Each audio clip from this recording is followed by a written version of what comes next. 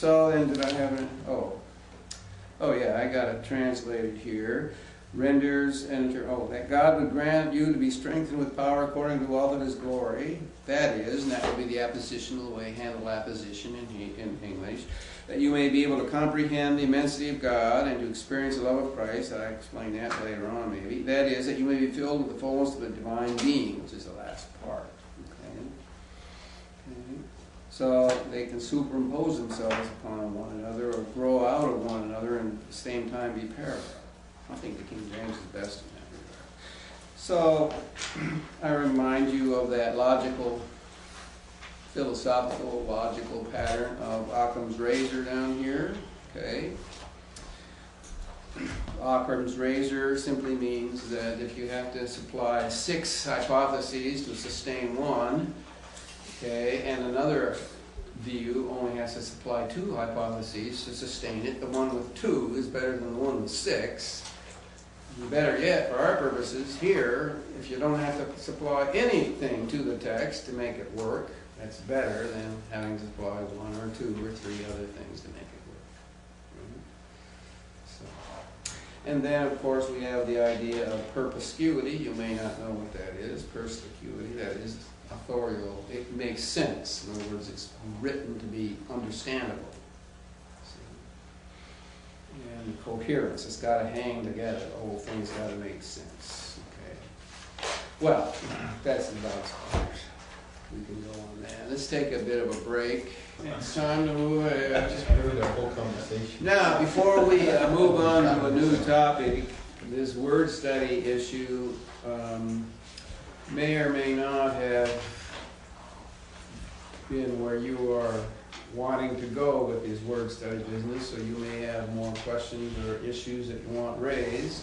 Let us do that at this time, since this tends to be a big deal issue, word studies. Yes. Can you give us some kind of sample of what we'll be asked to do? So we'll towards the end of this hour. Okay. Because that'll probably bring up a lot of questions in my mind. Well, okay.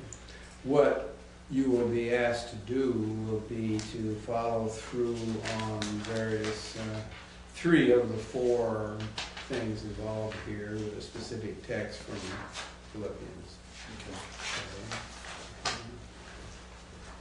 And if you follow through the best you can with the information that we've given, you shouldn't have any difficulty with it. A lot of our ability depends on the resource we have to use. Mm-hmm. And so, again, what resources are we going to need to have? Well, number 1, you need a major lexicon. Okay. You're going to have a resource to Liddell and Scott, which you can get. You don't want to buy that. It's a big book. But at a library, you can get that. They would certainly have it at a major library. We may have it at. If I remember right, I know you got the intermediate there, but you may not have the main one, the big one, the bridge one. What's the name of it? Liddell and Scott, that Greek English lexicon. But Western they have. Corbin has like 2 or 3 actually. Yeah, I think. Liddell and Scott. So you'll need that. You'll need a Septuagint, which you can get in the library if you don't have one, and a concordance to the Septuagint. Although for the projects that I'm giving you, you may not need that. Because like one of them is Hopboxagomen, which isn't going to help out, is that? Okay. Greek New Testament concordance. Okay, deal with the issues. Grammar, maybe a large grammar, access to a large grammar, so you can deal with etymological issues that creep up. Those are the primary things right there. It would not hurt to have access to a theological dictionary of the New Testament, a 10-volume deal to look at words that you're working with, see what the data they got there. Good luck. other word study books out there. I don't think I put some of those, listed some of those. I just didn't want to list too many, because you list too many and people are getting the concept that, gee, you got to have all those books to be able to do competent exegesis. Well, you don't have to have all these books to do it, you know. Speak, S-P-I-C-Q, what a name. He's got a 3-volume set of New Testament words. Is there a 3-volume, sounds like What? a 3-volume New Testament dictionary of theology. Yeah, there's a number of them out there. Yeah, I've got 2 or 3 different ones in my own library at home. But that, you know, that would be the kind of information you need to look at. What did you say? Nothing beneficial. Okay, any other questions on word study things?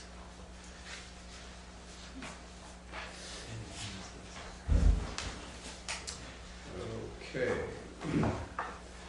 I would say just in a general sense, I mean, I started off with Carson's comment about, you know, there's more to exegesis than word studies. And in a general way, I'm examining my own exegetical work over the many years involved.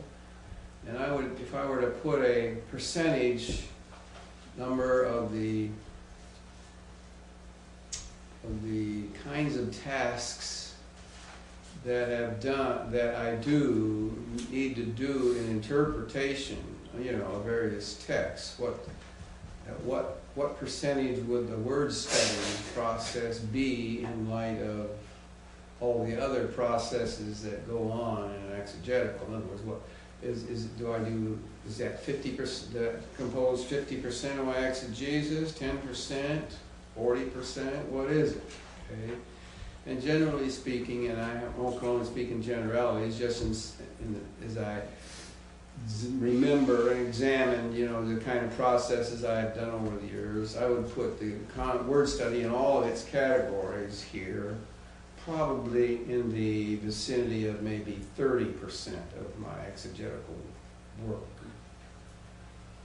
So that's a pretty high percentage, but that takes care of all the 4 different kinds of studies I'm talking about, and most of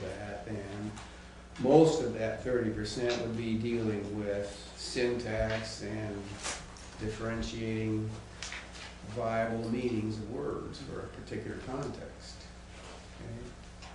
Most of that. So, okay. Well, we got a couple of other things that we want to touch upon before our session is over today, but these are not those high, I don't want to say high quality, but intense items that involve a lot of skill and stuff involved. They're mostly things that involve, okay, I'm aware of the process, I'm aware of when you need to do it. It's not hard to do, and you know, and it's just a matter of, you know, just going to the proper source and solving the problem, okay? And one of those has to do with quotations and allusions that we find in the New Testament to Old Testament and or mostly Old Testament, but there's some that are extra biblical allusions and quotations. Somebody's phone is ringing here.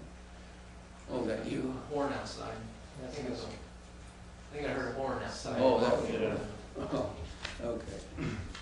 So, no, that's a phone. That's a phone. Okay, message. Oh, okay.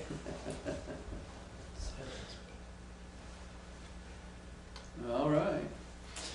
911. Too late. Okay, now, quotations and allusions. Sometimes it's very clear. Quotations sometimes are very clear in the New Testament, our edited versions, because I'll put them in italics or put them in bold. This one puts it in bold.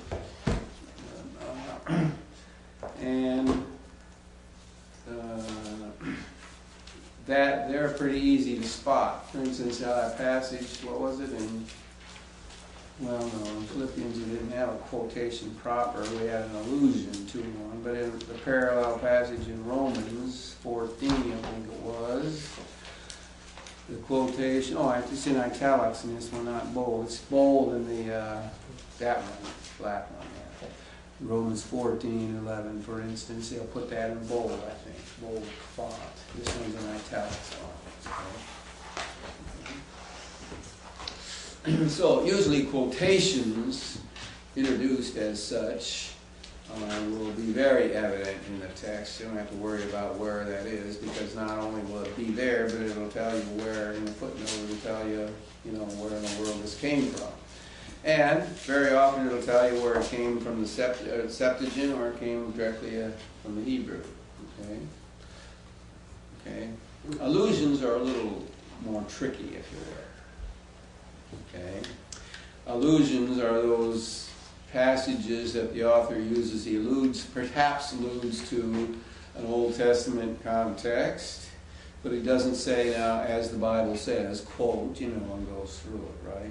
He's just alluding to it for one reason or another, maybe because the context is very similar, and therefore he uses the idea and as he moves forward. Okay, those are a little more tricky, and I'll illustrate that in a minute. Notice on the bibliography, we've got couple of key things here. I would say, one, the Archer and Chiricigno book is in Old Testament quotations in the New, a complete survey, but that's only those that are directly stated as quotations in the New Testament. Okay. In other words, if there's a quotation, if you will, from the Old Testament in the New that isn't introduced by "Thus saith the Lord" or as the Scripture says, then it won't be in there. Okay, but it is very good when it does come up, because what it does, it'll give you the Hebrew or Aramaic, of course it may be. It'll give you the Septuagint next to it. It'll give you the Septuagint rendering of that. Then it'll give you the New Testament rendering of that, and then it'll have a valuation section that says, this is a direct quotation from the Old Testament, or this is a close connection to the Septuagint, or something to that effect. That'll give you some sense as to how the writer is actually using the quotation. Really.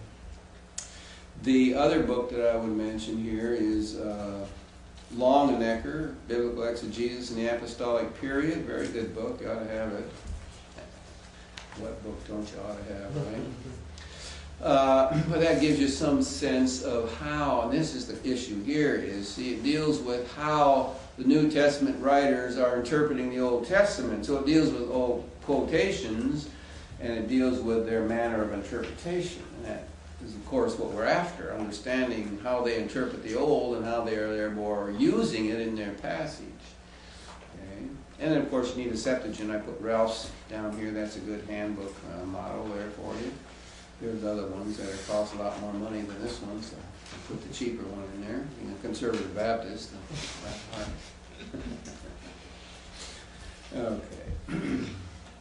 Now, following through with the notes before we illustrate. Okay. In fact, I think I had an illustration there. Is the problem of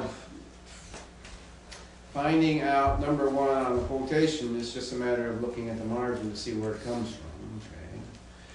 On an allusion, sometimes you will have a passage from the Old Testament in the margin that would speak to that. For instance, we dealt with the passage in Philippians 2:11, and in my margin on this NAS, Nesso 127, it says next to verse 11, Isaiah 43:23, then a little note that says from the Septuagint, little mark See, so it's a quotation from the Septuagint, or at least allusion to it. It doesn't put it out in a quotation in the sense, because in fact it is different. It comes from the Septuagint, but it is not exactly the same as the Septuagint. Okay? See what I'm saying? Now, if you look, and we'll illustrate this later, if you look in verse 19 of chapter 1, okay, I know that this shall turn out to me for salvation, to your prayer and the support of the Spirit of Jesus Christ. Well, when I look over the margin there, verse 19, I see Job 13:16, again, from the Septuagint. Okay? And at least in one of my UBS ones, it didn't even put it in the margin. It didn't have any indication of verse 19 at all. Does that have anything? Yeah. Okay, good. Okay. Now, it doesn't put it as a quotation, perhaps because it didn't introduce itself as a quotation. But if you look up the Septuagint, okay, this is exactly word for word. Part of this is exactly word for word in the Septuagint. I mean exact. Okay? And then we'll come to that later on. We'll deal with that a little bit later on. Sometimes there are allusions to the Old Testament that are not very well indicated, or indicated at all. Okay? For instance, 2 Peter 2:2, many shall follow after their debaucheries and pernicious ways, because of whom the way of truth shall be blasphemed. Here it gives me a couple of passages in the margin. Okay, but in some texts that I've looked at, it didn't give you any reference at all to the Isaiah passage. Here it's got 52:5. I think that's the one. Okay, I don't know if the other translations or the New Testaments did. Some didn't have it at all. Now the problem there becomes, you see, well, if he's alluding to an Old Testament passage, he's done it for a reason, either because the context is the same, or, you know what I'm saying? And he's transferring the idea and the concept into his thought pattern. Okay? Or he's using simply the language, but he's not dealing with transferring the concept. He's just dealing with language and using that in a different context. Okay? The problem is sometimes in being able to know when you have an allusion, right? And what that means is you need an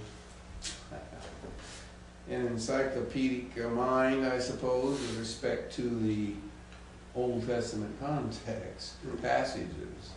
You know, you got to know what's in there to remember, gee, this sounds like something I read in Isaiah, little Isaiah, right? And that's not always easy to do. But so that becomes part of the problem. Would he do that, or an author do that to try to just give authority to what he say? Sometimes it could be. Considering the audience. Mm-hmm. So quotations are easy to spot. Allusions are not necessarily easy to spot. Okay. And commentaries may be a good source for you on occasion if you think, gee, this sounds familiar. Look up a commentary to see if in fact they've seen a reference to that and can point you in that direction. Okay.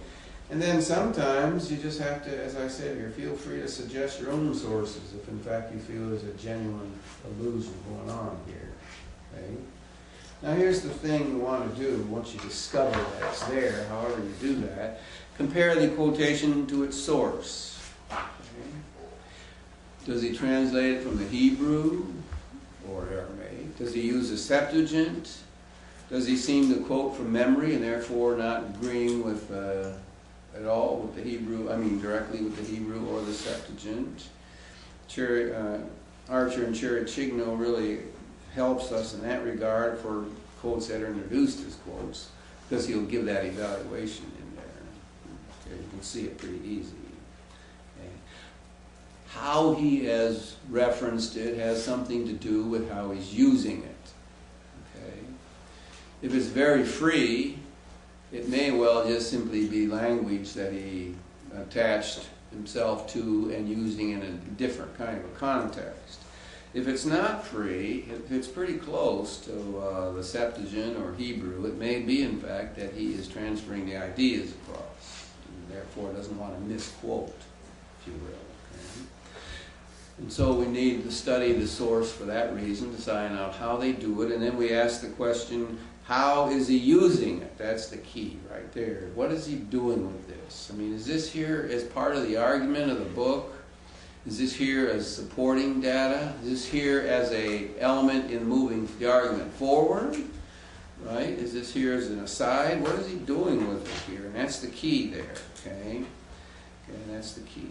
And to be able to figure that out, what you have to do is you go to the Old Testament source and you have to exegete best you can, and exegete that source to find out, well, what does it mean there? Then, once you know what it means there, then you're able to evaluate in your context whether the meaning is the same here or if he's got some other idea in mind. See what I'm saying? Some other use in mind.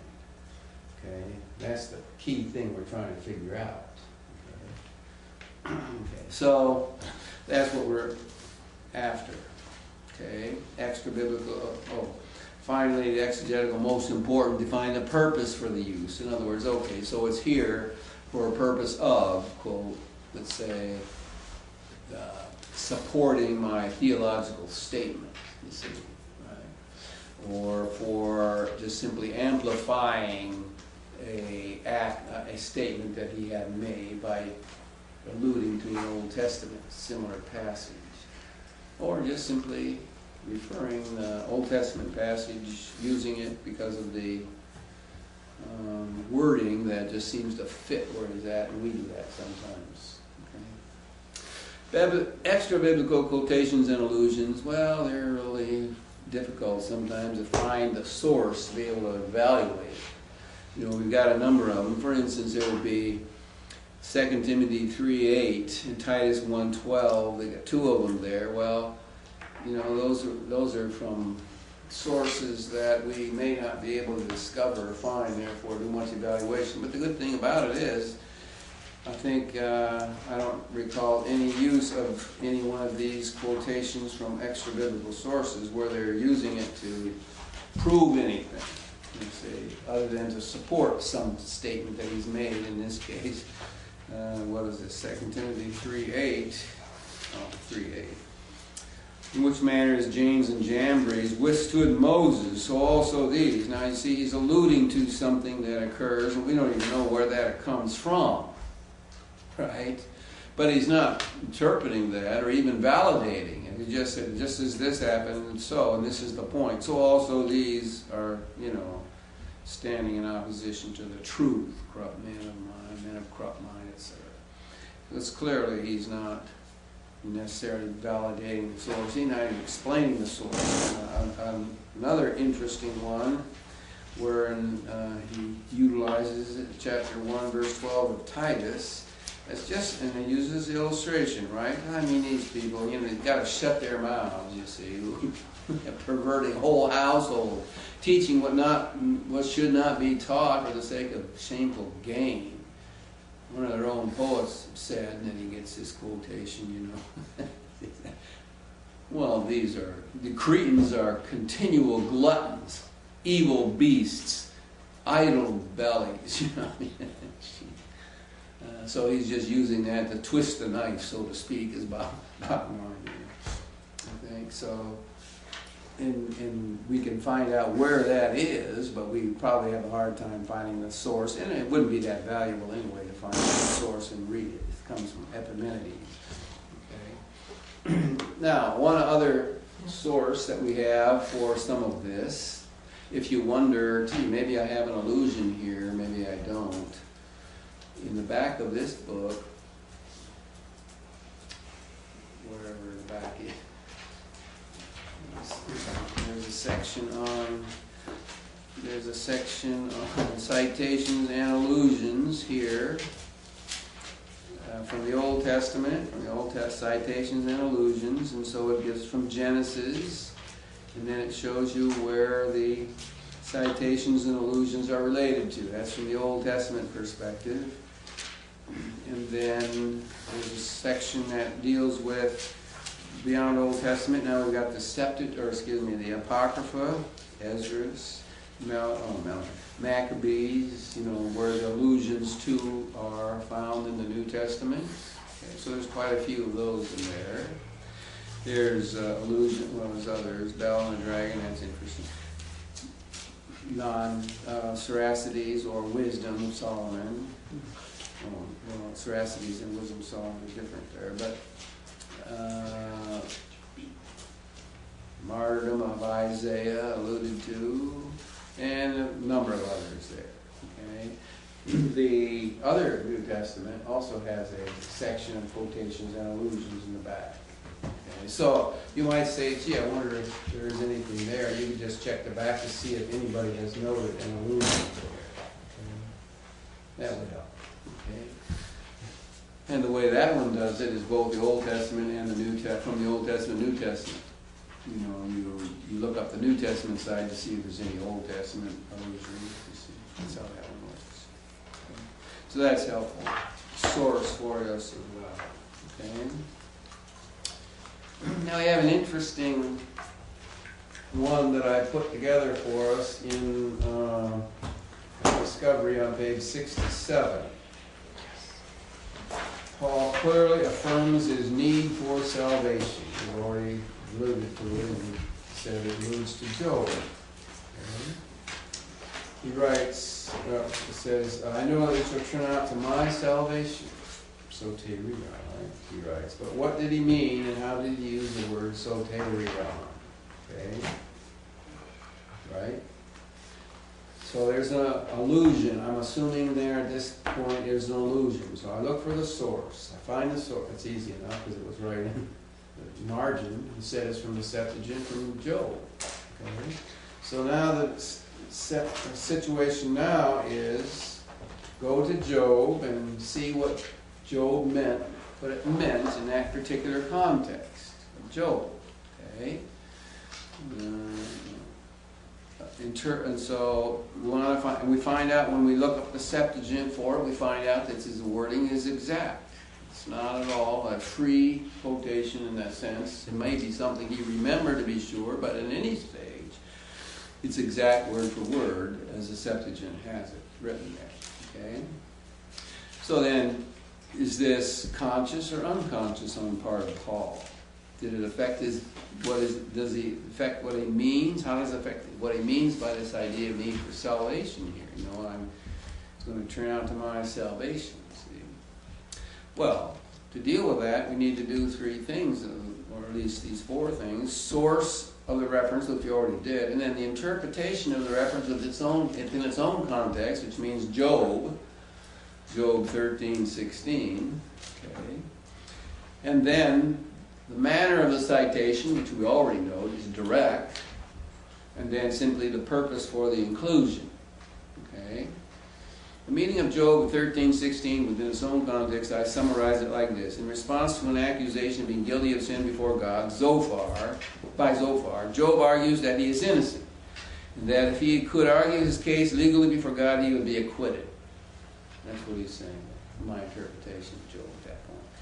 In this context, to me, this shall turn out to salvation is a statement of acquittal. Okay? The Septuagint term for this is soterion, stands for the Hebrew Yoshia, which of course is our Hebrew word for salvation. Okay? Meaning, in this context, in this legal context, what does that mean? It means victory. It means winning, right?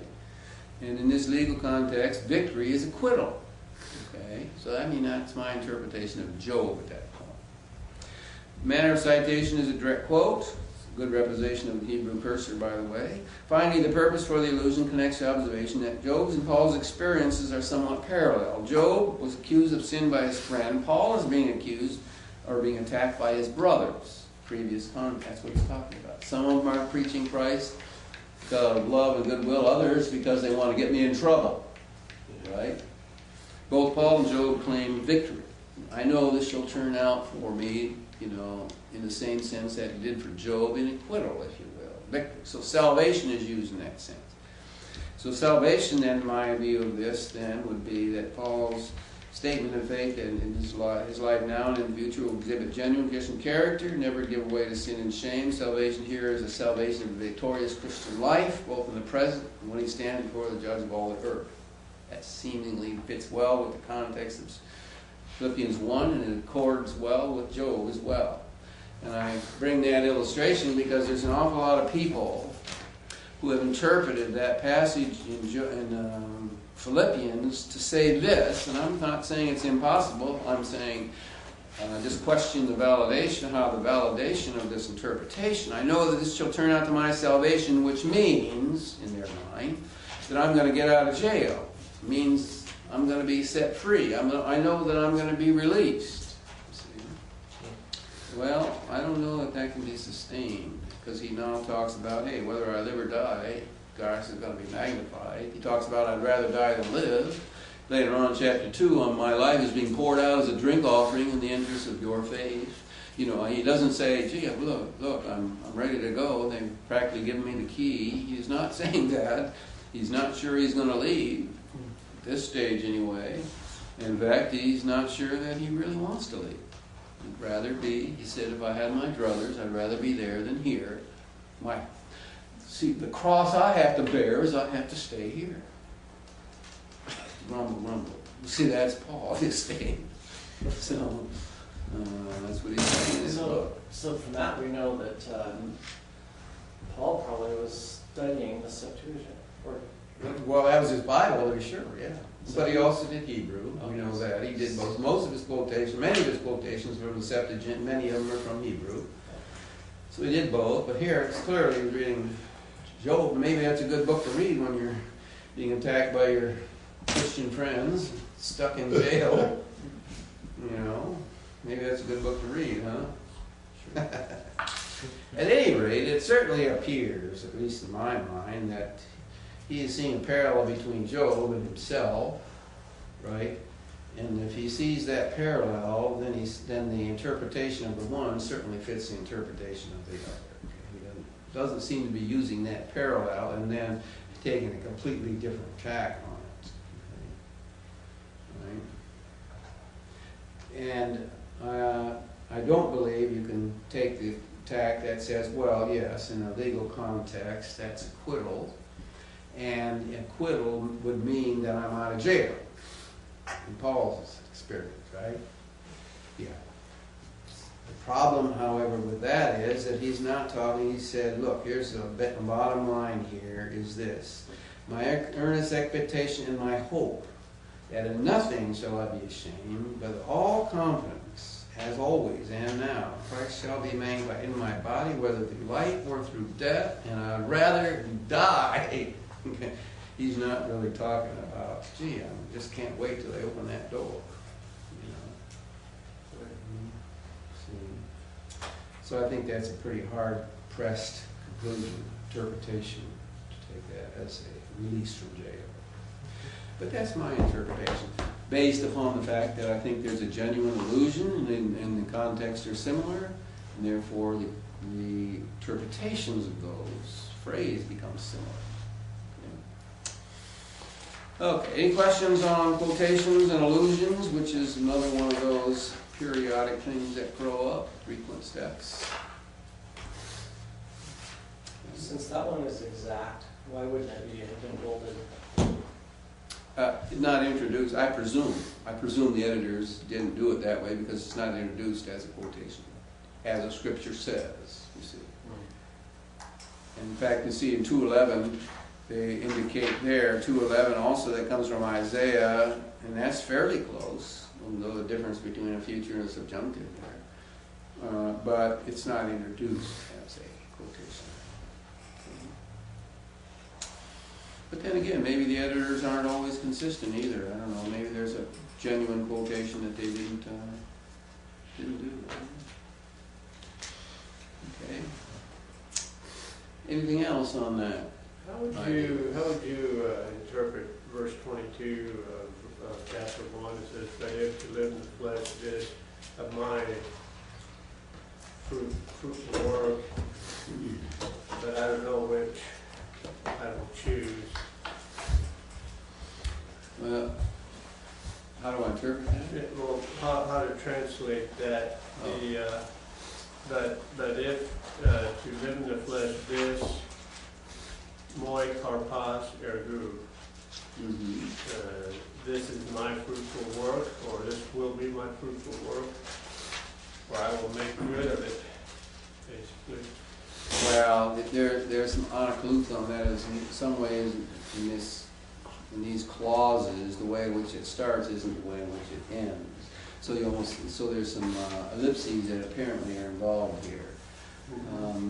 For instance, it's clear that if to live in the flesh, that is an infinitive serving as a subject. Okay. Well, where's the noun? Where's the verb for that? You see what I'm saying? Certainly, this to me is where tuta becomes a subject in that next clause. Where's the verb for that one? There's not a verb for there. What I shall choose, I don't know. Okay, now that is clear in that one. So there's a couple of clauses there that have ellipses involved. You have to supply. Presume from the context that for me, living in verse 22, as far as I'm concerned, this is the way you would take that moi, which is fronted. For me, as far as I'm concerned, okay, to live in the flesh, the process of living as a present infinitive in the flesh is Christ, means Christ. I mean, that's all he's living for, okay.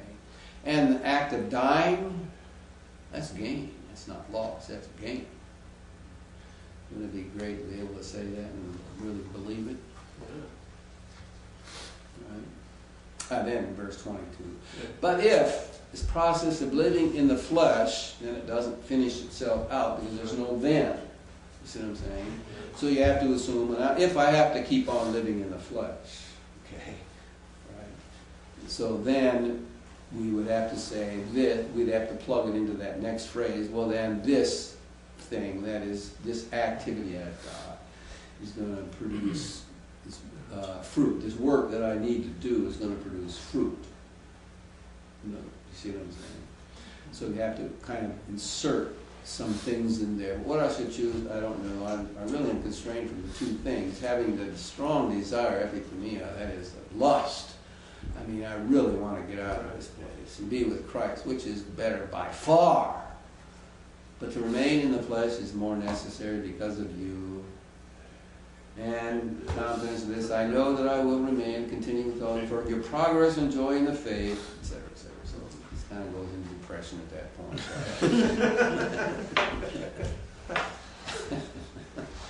Okay. But there's a lot of emotion involved in that verse that you're talking about, in this whole section. There's emotion involved, and whenever there's strong emotion involved, you get syntax that gets all kind of squished together, or ellipses occur, things that are just not necessary for communication, and he just moves right forward on that, and assume you can grasp a hold of the meaning. Okay. Anything else on this business of quotations? Of course, it would be a primary, a good and solid skill to have to be able to deal well with it is not only expertise in Greek, but also in Hebrew, right, in Old Testament. But even if you didn't have that yet, I'm assuming you will at some point in life, if God is going to bless you really, then you still can use commentaries and whatever to deal with context of the Old Testament, to kind of analyze what in the world the meaning of that text is, and therefore still do the same thing. Okay? You may not have the same personal conviction because it's coming from somebody else, but at least you can do the same thing. One other thing tonight to deal with. Now, it's going to get dark. It's dark already? Feels dark. Huh? Feels dark out. What's the matter with this country? Okay. All right. Parallel passages. That's the last segment that we'll deal with today. Parallel passages. Parallel passages can be some pitfalls too here, but they can be great benefits. Look at the bibliography. Synopsis Quatuor Evangeliorum, or however you translate it in Latin. Synopsis of the four Gospels. Great little book. Okay, comes out of the American Bible Society there, United Bible Society. You can get it from the American Bible Society if you see their catalog. It comes in Greek, which is the one you want, of course. Greek parallels. But it also comes in English for those poor saps who can't read Greek. I mean those individuals that haven't had that opportunity to take Greek at OTS. Okay? And that deals with obviously the four Gospels. So it's a synopsis of the four Gospels. What it does is very clearly shows you the distinctions so that you can evaluate the various emphases in each of the four in a given story, let's say, and which is very helpful. And so that's for the Gospels. We have Harmony of the Life of St. Paul, which he takes various aspects of the writings and Acts and stuff and puts those in parallel fashion so you can connect up a time frame in Paul with what he wrote here and there and other places. That's helpful. We got dual Oneida mentioned there because, in fact, when we're looking for parallel passages, we're not always looking for parallel word, or that is the same words, right? We're looking for concepts. In fact, concepts often are more valuable than the words, same words. See that in a minute. And I put Vine in here, Expository Dictionary of New Testament Words, similar kind of works like that, because if you were saying, well, what are all the words for love in the New Testament, for instance? I don't want the same word, I'm looking for another word that will give you all the words, and you can look those up. Of course, New Oneida will do some of the same kind of thing. Exegetical procedures. 3 reasons, at least, for looking them up. 1, it may be historical allusion or event, custom that needs to be better understood, so you need a parallel to explain it. For instance, as you're reading along in the New Testament, Jesus talks about Corban, right? Well, you need to know what in the world are we talking about here? Well, you have to go back to Leviticus, right? So you go, so it points you back to Leviticus, so you're getting a parallel, build up your understanding of what in the world Corban is all about. Or you need a fuller treatment of a topic. That is, it's pretty cryptic in his statement here. Gee, I wish he would have given me another paragraph here. Well, maybe he did in another passage. You say. So that would be a fuller treatment, and that would be very helpful. Okay. Difficult passages can often be clarified by parallel passages. Not always, but very often they can be done. What John mentioned the other day, Scripture interprets Scripture. How does that work? Well, it works sometimes. Sometimes it's not all that helpful if, in fact, you misconstrue the parallel. You can have a wrong parallel, or they can have a parallel based upon words when, in fact, the words aren't being used the same way by the 2 passages. Maybe a better parallel in that instance would be the theme, not the word. You see what I'm saying? We talked about word study. Not all parallels are equal in that respect, because the words might be used differently. Okay? So, these 2 kinds of parallels exist, verbal and conceptual. We usually think in terms of verbal and say, oh, wonderful, wonderful, easy to find, all we need is concordance. That's true, okay? You may make some mistakes in the process by not understanding that the words are used differently by different authors, or even by the same author sometimes. But also, those are not the most helpful very often, okay? Very often the most helpful are the conceptual ones, especially when we're trying to clarify difficult passages, because the last thing you want me to do, explain what you mean by hermeneutics. Somebody in my Sunday school class may say, and I say, well, now, let me tell you, hermeneutics, yes, that's really where it's all at. You know what I mean?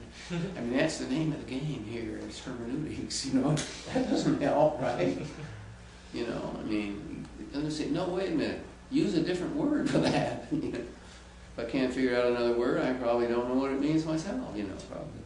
But the bottom line is, you really want him to say, or her to say, in this case we would say him in the New Testament, say the same thing in other words, right? That's one reason why I say to you, it's good to have a lot of different grammars, it's good to have a lot of different books on exegesis so that you can hear the same concept from somebody else with a different way of looking at it, different vocabulary. Okay? So, very often you're more helped often by conceptual parallels for those kinds of purposes, okay? That's really very helpful. As we said, verbal parallels are easy to find. The other ones are the fact that even with verbal parallels, you can look for a specific term. I got the illustration here. For instance, arneomai occurs with the prefix apa plus. It's a simplex form, and also occurs with apa. And then we got the statement, in the New Testament, the compound is in no sense different from the simplex form of the word. Okay? So we've got two words then that we could look up in the lexicon for the same verbal parallel, if you will. See what I'm saying? Not just one. Okay? Conceptual parallels, well, how do you find conceptual parallels? Well, again, you can use a process that asks the question, well, what is the theme, idea involved with this? Let's say salvation. Okay, well, then you could go to Lowell and Island and find the various concepts that are related, or more particularly, since you're talking about a particular author, we'll go to a writer who has written about the biblical theology of the New Testament that may pull out Paul, and he may have that, tell you where all those passages are, where he talks about the same theme, right? And so you can use that to find those kind of things, okay? And commentaries, of course, can help you as well, too, right? What's your, you might have said this before, what's your favorite critical commentary, or the one you use the most when you... I use different kinds of commentaries for different things. I'll get to that later on when we talk about commentaries, but sometimes if it's an issue of historical or cultural background, okay, then the kind of commentary I'm looking for is one that's written by, don't take this wrong, but one that's written by a liberal. What they really live on is this historical background and historical stuff. I mean, they really do their job.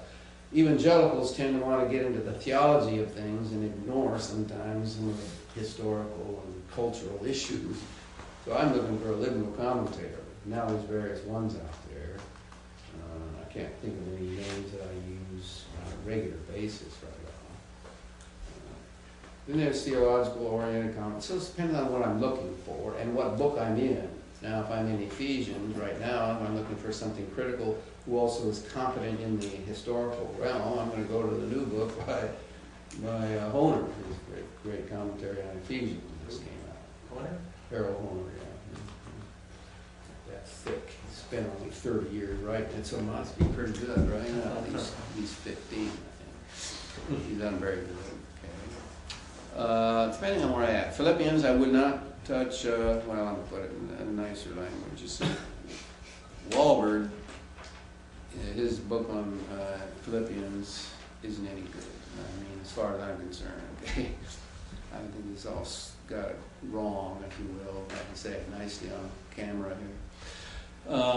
So it's not very valuable, okay? And that's not to say there's nothing good in it, it's just not very valuable at the exegetical level, okay? The one by Word is better. I forget who wrote it right offhand right now, the one on Philippians. So Word is a pretty good set, but you got to pick and choose. Do you like Moo? Who? Moo on Romans?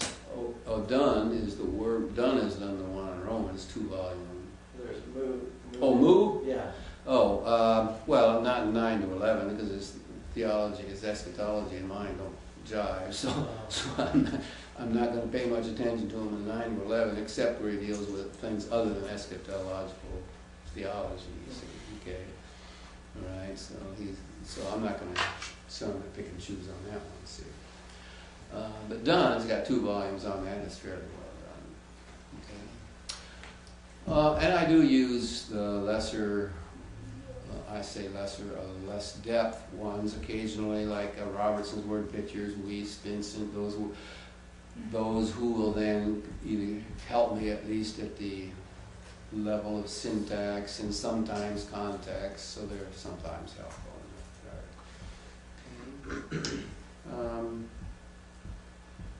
Well, man, I can't tell you a lot more that I faithfully go to all the time, because I don't faithfully go to them all the time.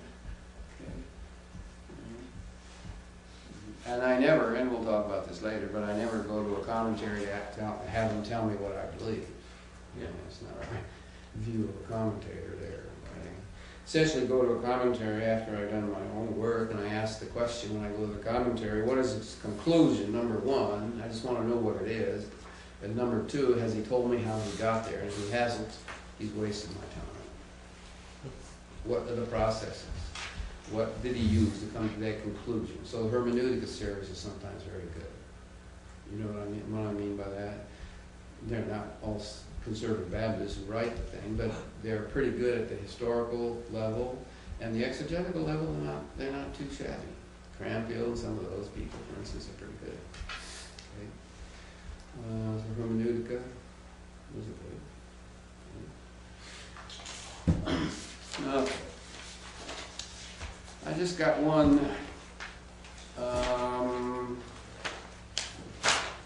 one more discovery here that I'll go through that deals with a historical issue, but it also touches upon a number of other different exegetical procedures that kind of interplay here, but it does have parallel and passage issue here. Okay. Synoptic Gospels, parallel passage, are misused when the exegete fails to account for the individual author's purposes. Okay. When all data on a given event are collapsed into that event, that is viewed synoptically, or like a diatessaron, or like the life of Christ in stereo, okay, then the individuality of the gospel writer and what his goal was is just lost. Okay, you just lose it. Okay, it's just not there. Okay, and that can pose problems for the exegete. It may not pose problems for the person who wants to explain, somehow give a summary of the life of Christ, what happens in his life. But for the exegete, see, that's not the purpose for studying, let's say, the Gospels. That's not the purpose, is just to find out about the life of Christ. I want to know how Mark, let's say in this passage, how Mark views the life of Christ in this event as opposed to the other person who used this story, included the story, Luke. And I want to see how they differ, or how they are the same, how they viewed it, what their focus was. So in Mark's purpose in chapter 1 there is to show how Jesus' ministry priorities were circumvented by people around him, and I wrote an article on that 100 years ago. In brief, Jesus validated his messianic healing and preaching and others. Validated his healing a demon-possessed person and other people. He did that. And so the people wanted to hang him around. I mean, this is a great deal. You got a healer, and you have to pay insurance or anything for this guy. Just keep him around and get sick and have him put our hand on us, and then we're free. I wish I could go there and have him touch my back every now and then. So, okay, but Jesus in Mark's gospel addresses the problem of priorities here by escaping town, so that he could continue his ministry of number 1 in priority, preaching, and secondly of healing, and the latter really only validating the former. That was the primary purpose. So verse 38 of chapter 1 of Mark contains a play on the word exeophon, which we will get to next time. I'll talk about these kind of things, because this is figurative language involvement here, which occurred in his escape at verse 35. 39, verse 39 clearly outlines Jesus' priorities, sought and recovered, and then there's a word order and other kind of grammatical things that come up. And so the word order itself, the participles itself, even validate and highlight his priority issues.